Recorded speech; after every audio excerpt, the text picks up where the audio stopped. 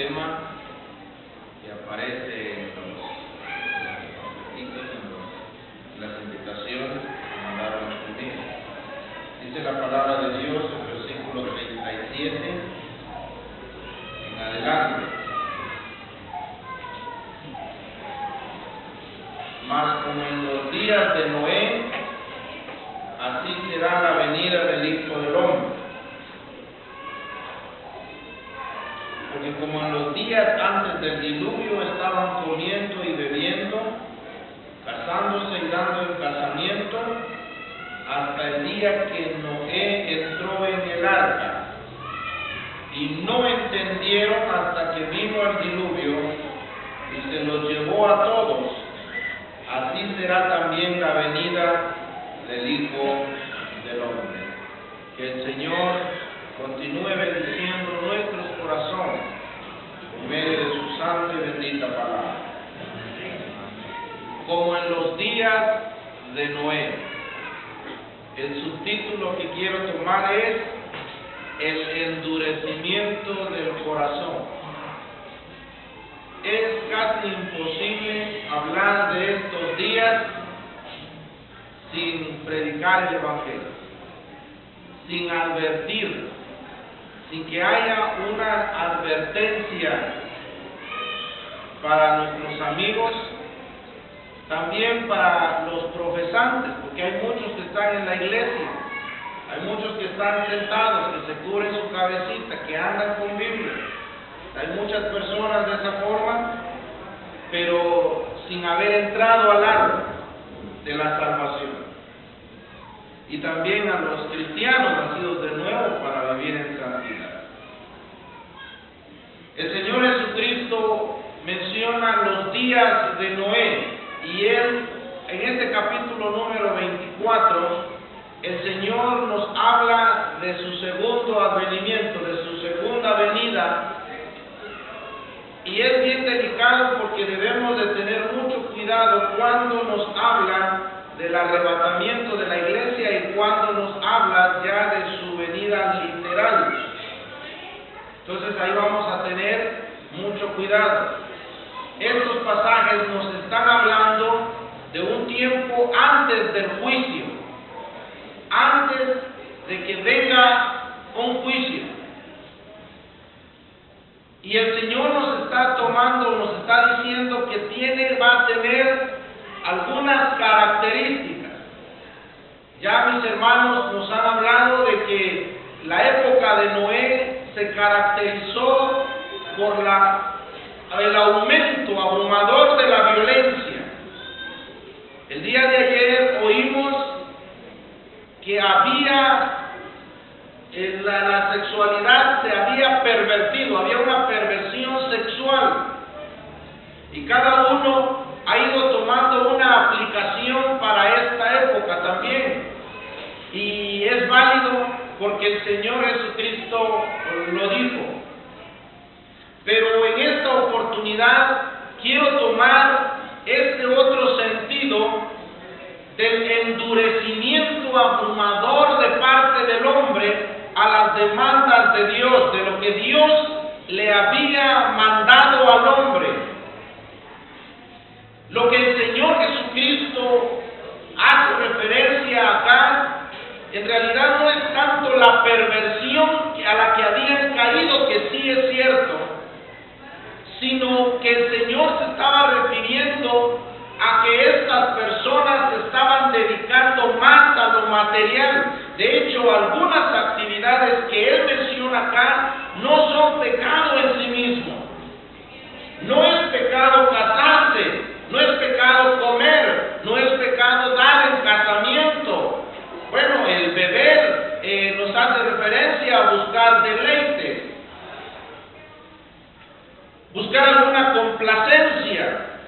De lo que el Señor está hablando y advirtiéndonos es que en esa época se estaban dedicando más a lo puramente terrenal y a la satisfacción. Lo que más les interesaba es la prosecución de su vida, casarse, dar el casamiento y todo lo que ello conlleva. Lo que ellos se preocupaban preocupaban era estar alimentando este cuerpo, estar comiendo, pero no estaban pensando que había algo más allá. Mire, querido amigo, el hombre tiene un problema tremendo. El hombre cree que tiene un alma. En realidad es al revés. Su alma tiene un cuerpo. Lo más principal no es su cuerpo, y no estoy diciendo que no lo cuide. Debe de cuidarlo, debe protegerlo. Debe usted ver cómo va a llevar su vida en cuanto a la alimentación, en cuanto al ejercicio y otras actividades, pero no es ese el fin supremo del hombre. Una vez más, el hombre o el alma del hombre posee un cuerpo. Créanmelo, que al final en el juicio, cuando mi Señor se siente en su alto trono y atraiga a sí mismo a todas las personas delante de Él en el trono blanco, lo único que va a permanecer es su alma y la palabra de Dios. Empresas, su salud, ya no va a haber más nada de eso. En realidad estará usted en esencia, su alma, lo más valioso y la eterna e infalible palabra de Dios, porque el Señor mismo dice: el cielo y la tierra pasará, pero mis palabras no pasarán. De tal manera que estas personas se estaban enfocando más en ello. Y mire hacia dónde les llevó. Mire, cuando el hombre pierde la visión, cuando el hombre pierde toda dirección, cuando no hay un consejo sabio para el hombre, o mejor dicho, el hombre no se deja llevar por el consejo sabio de Dios, dice la palabra de Dios, y no entendieron. Esta palabra entender en el original nos hace referencia a entender, comprender, a razonar. Ellos no tuvieron la capacidad a causa de sus múltiples ocupaciones a las que ellos les habían dado prioridad. Ellos no comprendieron los tiempos, las ocasiones en que estaba sucediendo esta cosa, en que estaba sucediendo esta advertencia, en que estaba sucediendo este previo a este juicio que se conoce como el diluvio universal. Vayamos al Génesis, por favor, y consideremos otra vez el capítulo número 6. Casi la misma dinámica de mis hermanos. Inicio en Mateo, continúo en el Génesis, capítulo 6. Dice la palabra de Dios, y ahora quiero considerar el versículo 3. Y dijo Jehová: no contenderá mi espíritu con el hombre para siempre, porque ciertamente él es carne, mas serán sus días 120 años. Mire lo que habla el Señor. Dice la palabra de Dios que después de que el Señor ve que como los hijos de Dios se unieron en una forma que el Señor no había ordenado, se unieron con las hijas de los hombres. El día de ayer oímos una interpretación muy correcta respecto a esto. Yo desde atrás estaba echándole porras al hermano Pablo. Sí, claro que sí. No son ángeles. No fueron ángeles. Entonces, cuando Dios ve, o cuando el hombre se hace esa mezcla, la descendencia de Seth fue la primera que empezó a invocar el nombre del Señor. Cuando Dios saca a Adán y Eva, no cabe duda que ellos siguieron instruyendo a sus hijos. ¿Se recuerda usted de que Abel halló gracia delante de Dios por su sacrificio? Hebreos nos dice que fue un sacrificio por fe. Caín decide ofrecer un holocausto, un sacrificio, una ofrenda delante del Señor conforme a su capacidad,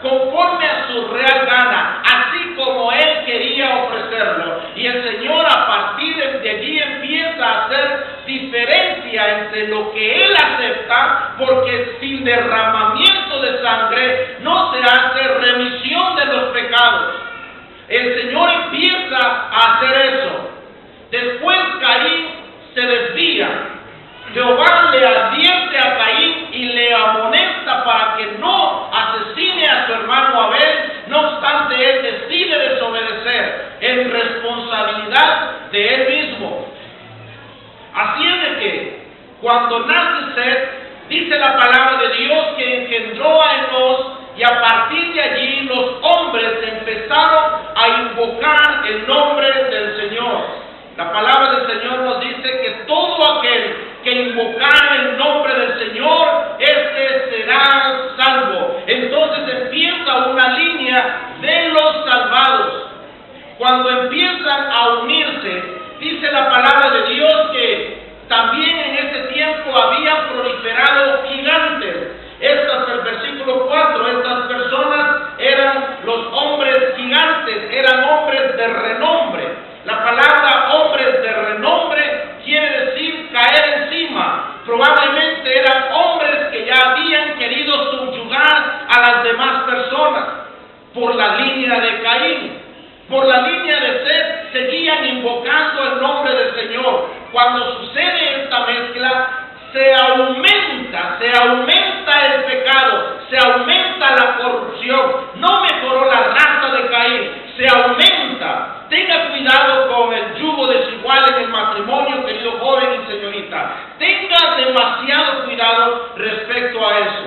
Pero dice la palabra del Señor que había habido advertencia. El Espíritu Santo dice: no contenderá mi espíritu con el hombre para siempre. El Espíritu Santo tenía una participación activa en ese tiempo para exhortar al hombre que se vuelva a Dios, porque Dios no dejó a su criatura a expensas de ellos mismos. Dios no abandonó a su criatura, antes bien el Señor ha estado siempre con el hombre. Y dice la palabra de Dios que el Espíritu Santo estuvo exhortándoles, motivándoles para que regresen hacia su Dios, hacia su Salvador. Prueba de ello es que encontramos a algunos hombres que invocaron el nombre del Señor, que fueron justos, que hallaron gracia en la presencia del Señor, y Hebreos 11 nos lo resume, que eran hombres de fe, hombres de obediencia, y que por esa fe, por esa obediencia, condenaron al mundo en ese entonces conocido, dándonos a entender que si ellos tuvieron la capacidad de oír la voz del Espíritu Santo, de oír la voz de Dios, ellos no son inocentes, al contrario, son culpables del juicio que les devino. Y dice acá el Señor: no contenderá mi espíritu con el hombre. El Espíritu Santo estaba teniendo entonces una participación allí activa para que los hombres se vuelvan a Dios. Y dice el Señor: no contenderá para siempre. Es decir, el Espíritu Santo estaba hablando, estaba exhortando, estaba redarguyendo. ¿A través de quién? De la descendencia de Set, de los que invocaron el nombre del Señor. Estaba redarguyendo, estaba advirtiendo, les estaba hablando. Pero llega un momento en donde el mismo Señor dice: ya no va a contender para siempre. El Espíritu Santo les habla, y ellos en su anomía, ellos en su rebeldía, ellos en su endurecimiento, ellos entenebreciéndose, ellos continuando en sus deleites y en sus placeres. Hasta llega un momento en que el pecado llega a la presencia del Señor, y el Señor dice: ya no más. Y les establece el Señor un plazo. Serán sus días 120 años. Hay algunos que dicen que el Señor les limitó y que en ese tiempo todos los hombres habrían de vivir a 120 años nada más y no se iban a pasar de ellos. En realidad no es así. El Señor les está poniendo un límite y a partir de allí el hombre, el mundo en ese entonces conocido, todavía no había llenado todo el mundo, no había sucedido lo de la Torre de Babel. El mundo en ese entonces conocido tenía solamente, pero tiempo suficiente, 120 años antes que viniera el diluvio. Mire, querido amigo, el Señor no manda un juicio sin previa advertencia.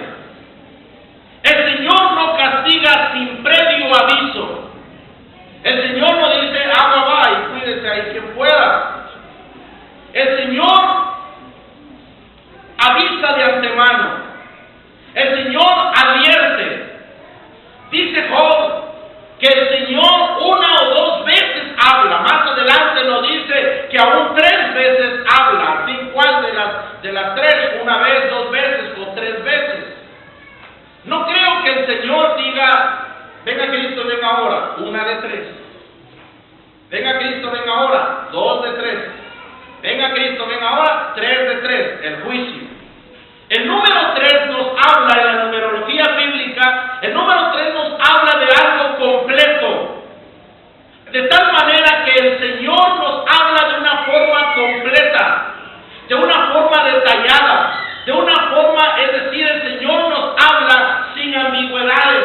El Señor es claro en lo que Él demanda y su soberanía se establece en que Él pone las normas y el hombre va a obedecer las normas del Señor o se atiene al juicio que deviene por desobedecer al Señor. Así es de que el Señor no manda un juicio sin previa advertencia. Estos hombres, los antediluvianos, gozaron de muchas cosas que usted también está gozando en esta oportunidad, en este periodo de la gracia. Para principiar, los antediluvianos estaban gozando de la paciencia de Dios. Primera de Pedro, capítulo 1, versículo 20. Dice la palabra del Señor, perdón, no es 1. Capítulo 3. Los que en otro tiempo desobedecieron. ¿Cuándo fue cuando estos desobedecieron? Cuando una vez esperaba la paciencia de Dios en los días de Noé, mientras se preparaba el arca en la cual pocas personas, es decir, 8, fueron salvas.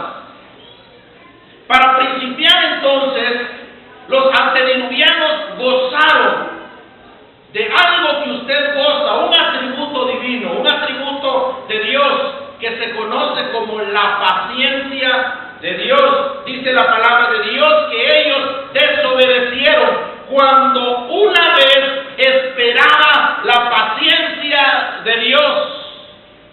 La palabra del Señor describe a nuestro Dios como que Él es paciente, que Él es amplio en perdonar, que Él es grande en misericordia. En realidad, los antediluvianos gozaron de la buena voluntad de Dios, de la benevolencia de Dios, de la paciencia de Dios, lo mismo que usted. Por eso los antediluvianos no fueron inocentes, por eso ellos fueron culpables. Ellos lo que pasó fue que endurecieron su corazón.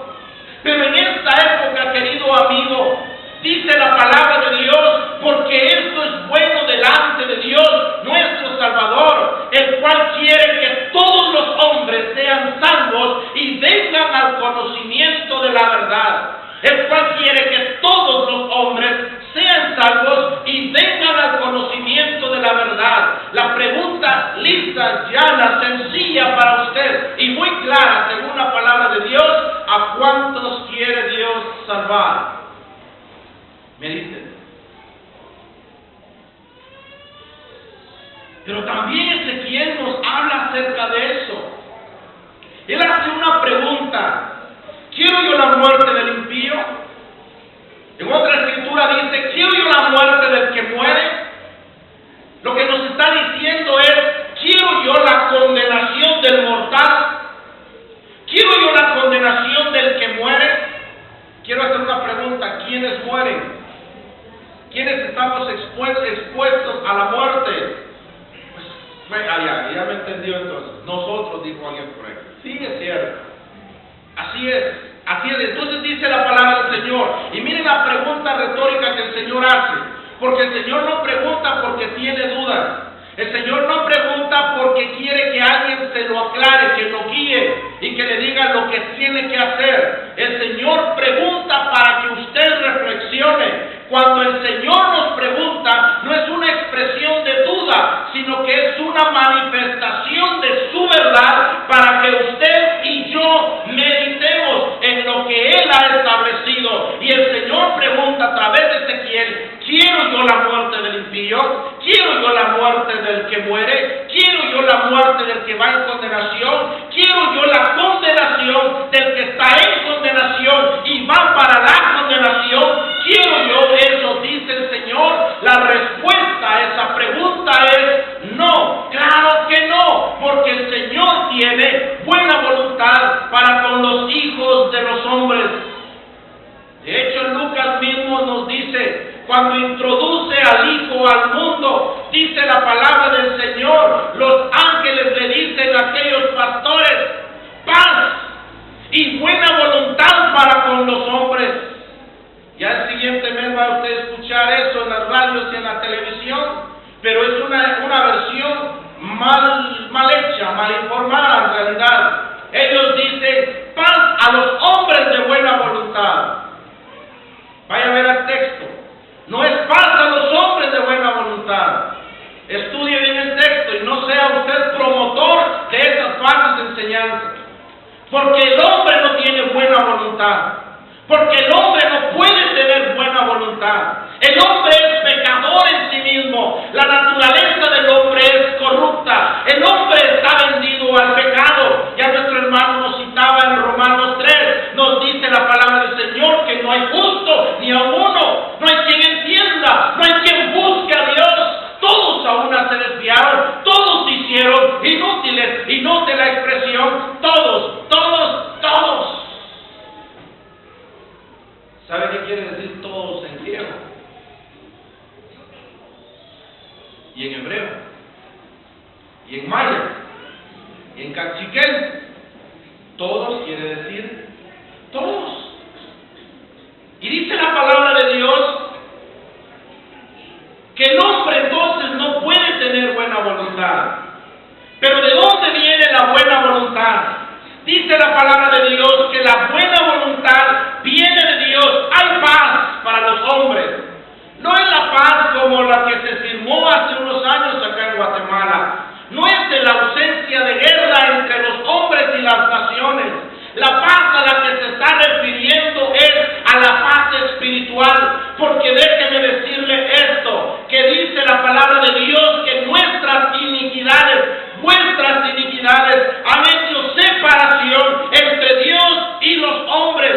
El apóstol nos describe que el hombre es enemigo de Dios en malas obras. El hombre es enemigo de Dios. El hombre no merece la benevolencia de Dios, no merece la bondad de Dios. Mi hermano lo señalaba muy puntualmente anteriormente. ¿Qué dio el Señor en mí? Y repito lo mismo, ¿qué dio el Señor en mí? Porque el hombre no merece eso. ¿Sabe qué merece el hombre?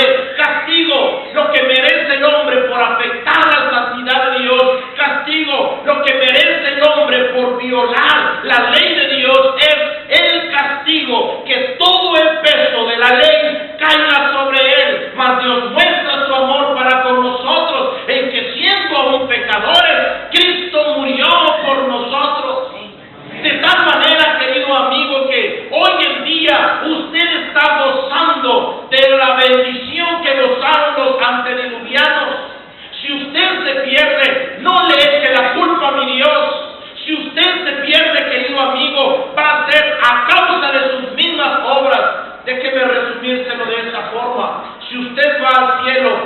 la culpa a Dios.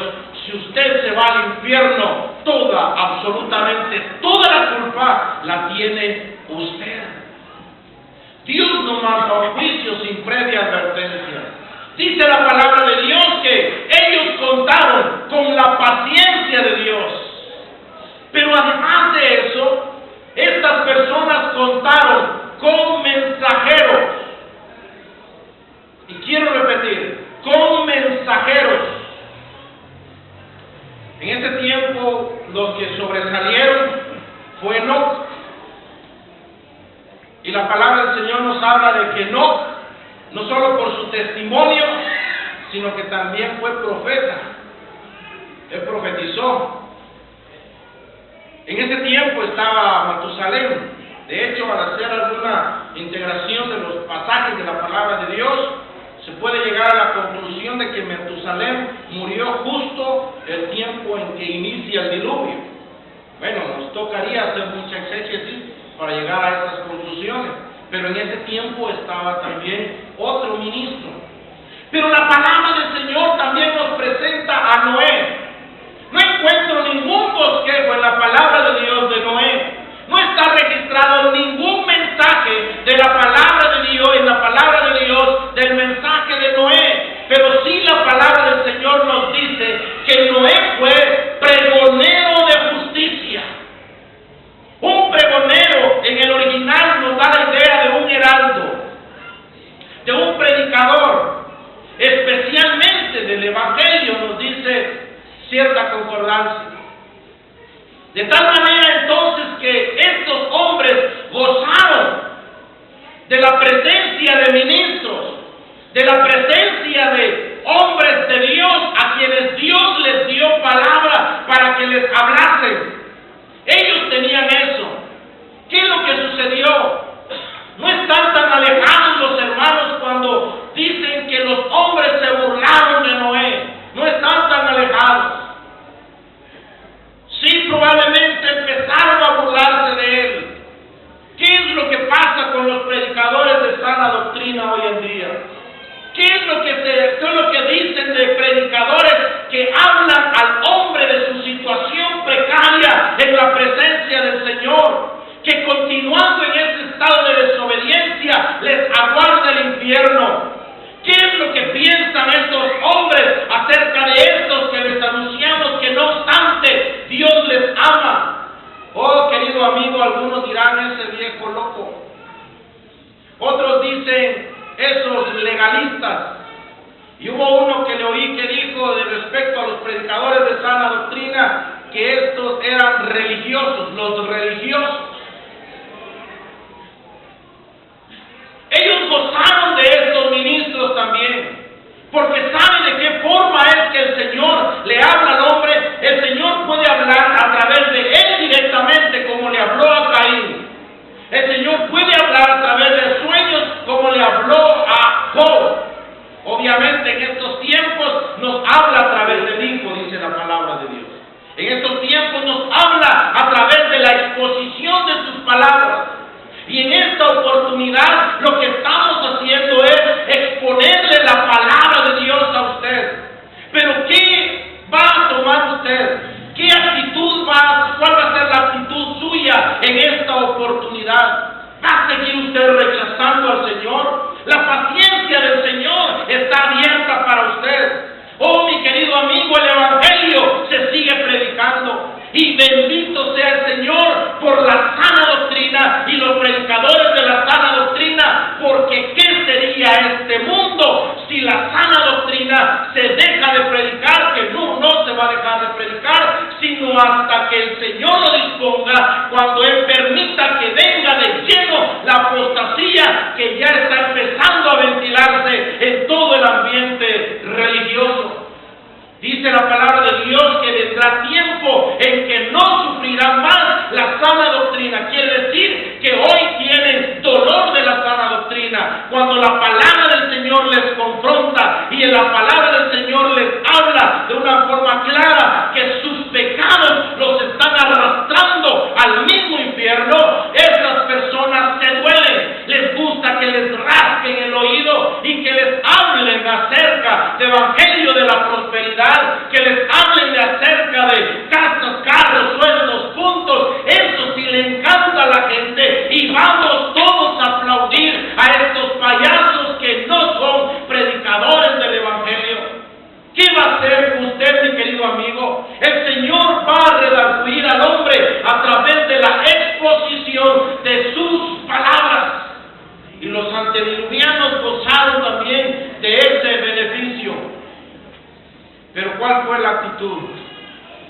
Dijo el Señor Jesucristo que estos hombres, estas mujeres, estaban tan embelesados en sus cosas terrenales y materiales y en todos sus asuntos que le conllevan en esta vida, sin pensar en la vida futura cuando se presenten delante del Señor. Dice la palabra de Dios que no entendieron hasta que se los llevó a todos. Ahí sí literalmente se los llevó al río, no al río, el diluvio. Literalmente se los llevó a los pobres, porque ellos no entendieron, ellos no comprendieron, ellos no llegaron a razonar, pero a causa de todo lo que ellos estaban haciendo, su vida impía, no la querían abandonar. No querían abandonar lo delicioso de la vida. No querían abandonar su idolatría. Su arbolito querían seguirlo teniendo ahí. Ellos no querían abandonar sus fornicaciones, sus borracheras. Ellos no querían, pero lo más importante, ellos no querían obedecer al Señor. Dice la palabra de Dios.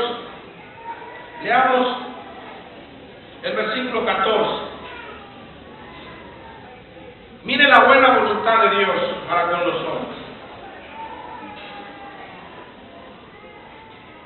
Hazte un arca de madera de gofer. Harás aposentos en el arca y la calafatearás con brea por dentro y por fuera. ¿Cómo dice aquel coro que cantamos, hermano? Amigos, ahora el arca es Jesucristo mi Salvador. En aquel tiempo ellos tenían la paciencia de Dios. En aquel tiempo ellos tuvieron predicadores de sana doctrina que les hablaron la palabra de Dios. Y en aquel tiempo tenían un medio de salvación. Yo no creo, al menos yo utilizaría todos mis argumentos para predicar el Evangelio. Todos los argumentos que tenga para predicar el Evangelio. Entonces me imagino que Noé de la misma forma. No creo que haya ignorado el versículo 3. No creo que haya ignorado la paciencia de Dios. No creo que haya ignorado el medio de la salvación. Fue un arca. Y dice la palabra de Dios, no voy a entrar a las dimensiones del arca, pero dice la palabra de Dios, la calafatearás con brea por dentro y por fuera. Tanto la palabra calafatear como la palabra brea, las dos son dos palabras diferentes, pero estas palabras podrían traducirse, o es la misma raíz, mejor dicho, de la palabra goel en hebreo, que es redención, redimir. Y dice la palabra de Dios que el arca misma, todos los portillos estaban calafateados con brea, es decir, con la redención.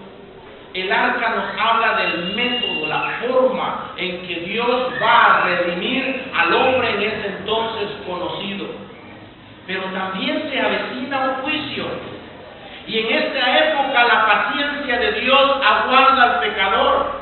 Y en esta época el Señor todavía tiene a sus ministros predicando la palabra del Señor. Pero en esta época, querido amigo, aún está el método de salvación. La forma en que el hombre habría de salvarse aún está abierto. El Señor Jesucristo, Él mismo se presenta con los brazos abiertos diciendo: venid a mí los que estáis cargados y cansados, y yo os haré descansar. Él está con los brazos abiertos, pero no crucificado.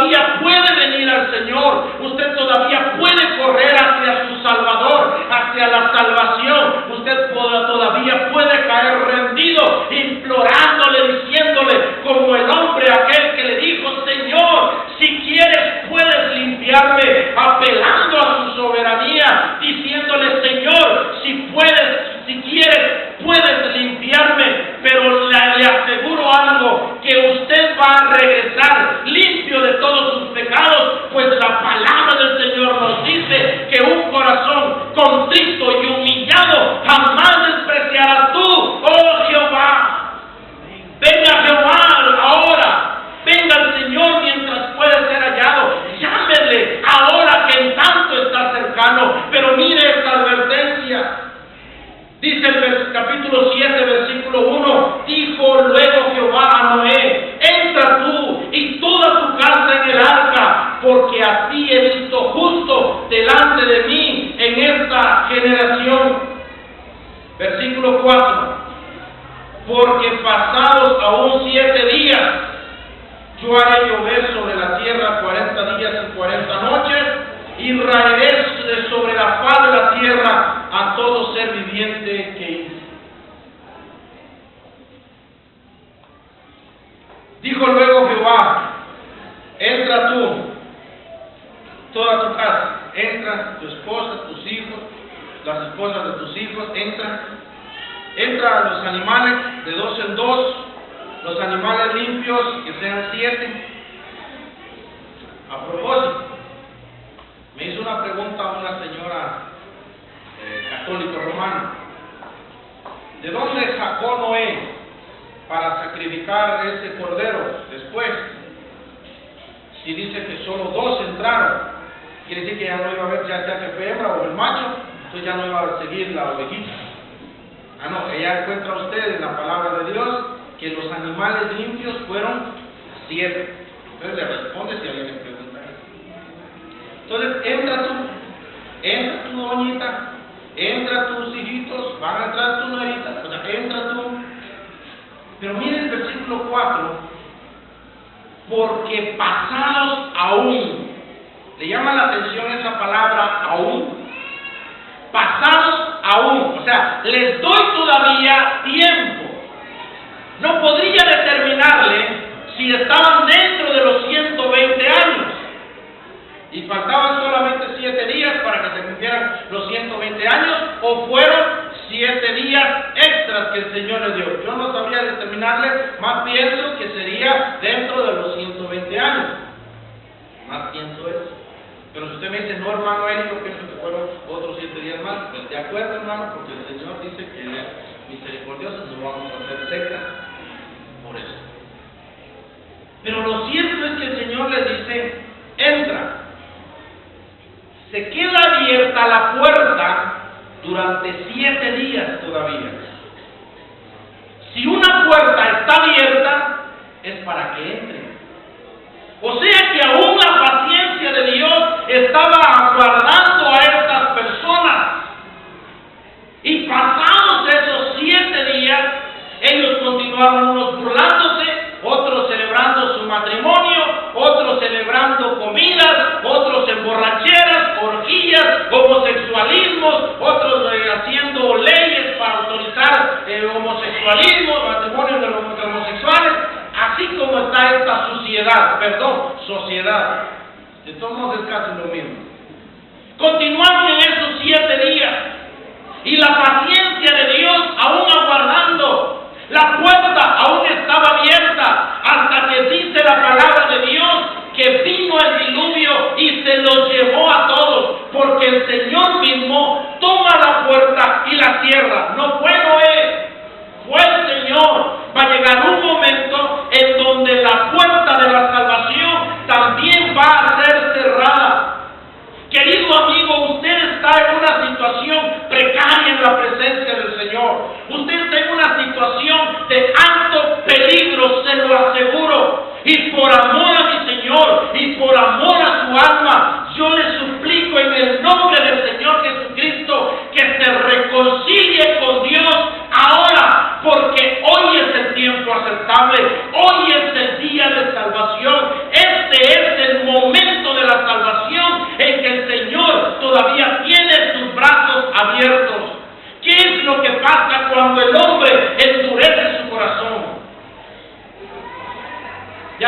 volví a mi tema, el endurecimiento.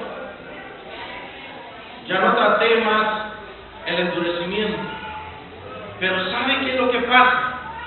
Cuando el Señor habla al hombre, cuando el Señor le advierte a la mujer, cuando el Señor en su paciencia le sigue hablando, le sigue exhortando, le sigue redarguyendo y el Espíritu Santo le sigue hablando, llega un momento en donde el Señor mismo endurece los corazones de esas personas. Pero no es que el Señor sea el autor del pecado.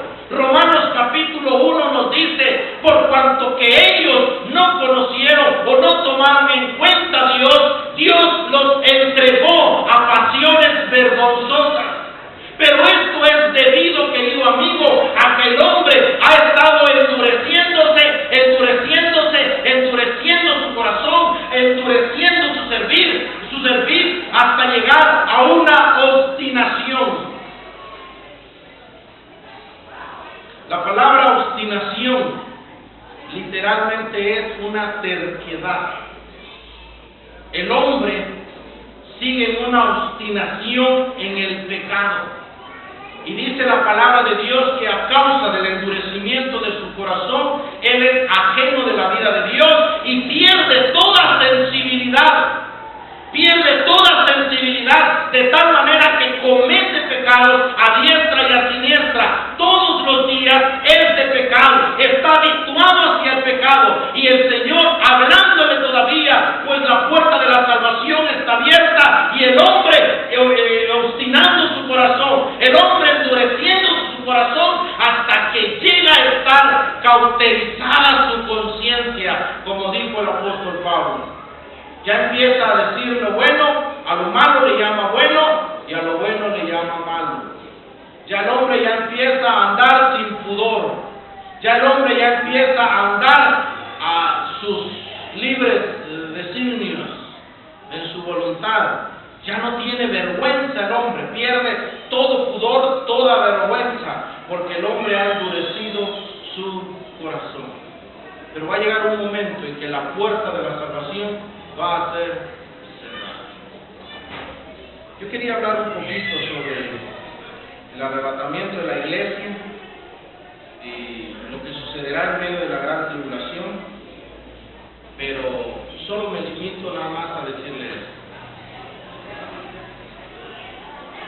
Necesitaríamos analizar muchos versículos para determinar si sí hay salvos gentiles o no en medio de la gran tribulación. Necesitaríamos mucho tiempo para analizar eso. Pero solamente le quiero decir esto, porque hay algunos que abogan porque sí y otros porque no. Pero solamente le quiero decir esto y advertirle a esto, querido amigo. Si sucede el arrebatamiento de la iglesia el día de hoy, en medio de la gran tribulación, usted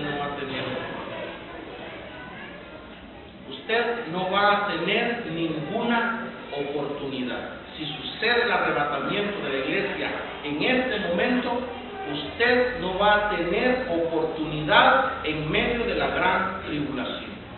No sé si es muy claro o quiere que se lo repita. Bueno, ahora vamos al fundamento bíblico. Dice la palabra de Dios, 2 Tesalonicenses, capítulo 2. La puerta de la salvación se va a cerrar.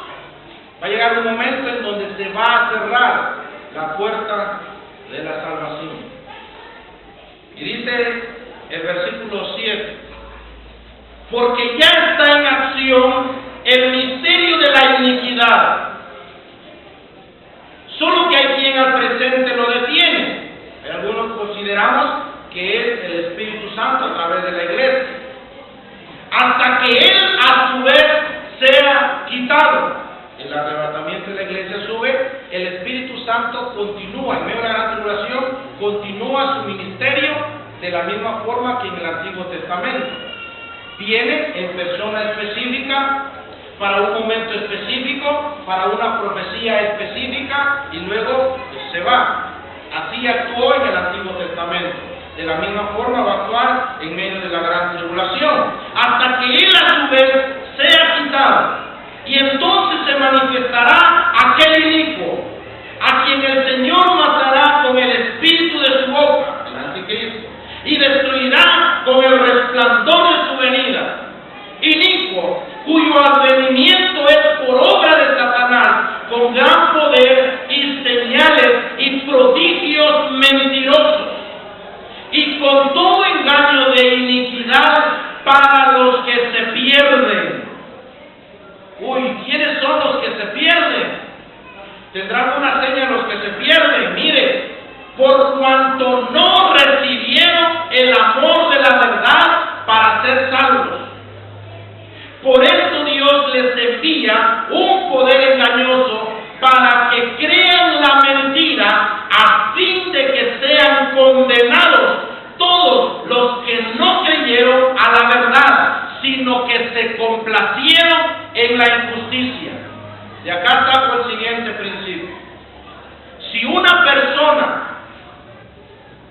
estuvo expuesta al Evangelio y tuvo la oportunidad de recibir o de rechazar al Señor Jesucristo, que es el mensaje del Evangelio, esta es la persona que ya está condenada. Esta es la persona que por lo cual viene un poder engañoso. Va a ser una sutileza para el engaño, de tal manera que hará descender fuego del cielo, dice la palabra del Señor. Si hoy en día engañan a muchas gentes, sus falsos ministros que le están aparejando el camino al hijo predilecto del diablo. Si hoy en día estos falsos profetas y predicadores están engañando a mucha gente, y muchos incautos le siguen aplaudiendo, imagínense usted el hijo mayor de Satanás, el hermano mayor de estos, el mismo anticristo, cómo engañará con esa gran sutileza de engaños y prodigios mentirosos, engañará a las personas en ese tiempo. El peligro del endurecimiento es que llega un momento en donde Dios endurece entonces su corazón. Llega un momento en donde Dios dice, estás endurecido entonces. Ya Dios actúa sobre ellos. Ejemplo de ellos, el faraón. Él endureció su corazón, Jehová endureció el corazón de ellos. Israel, ellos endurecieron su corazón a pesar de la palabra de Dios, y Jehová dijo, dejadlos, los abandona el Señor, y hay endurecimiento en parte en Israel para esta época. Querido amigo, la puerta de la salvación va a cerrarse y está por cerrarse. ¿No será que su incredulidad es una señal de que ya está por venir ese día en que el Señor va a venir?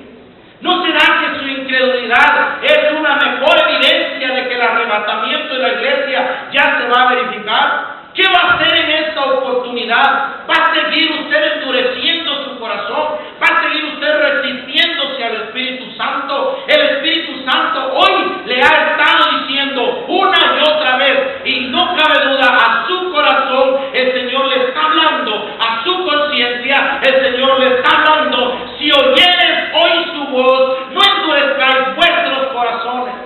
Porque hoy es el tiempo aceptable, hoy es el día de salvación. Miren por favor, hombres y mujeres, miren entre ustedes que no vaya a haber algún hombre o una mujer que haya endurecido su corazón. Mire por el amor de Dios, por amor a su alma, mire usted en esta noche, querido amigo, y venga a Cristo, venga ahora.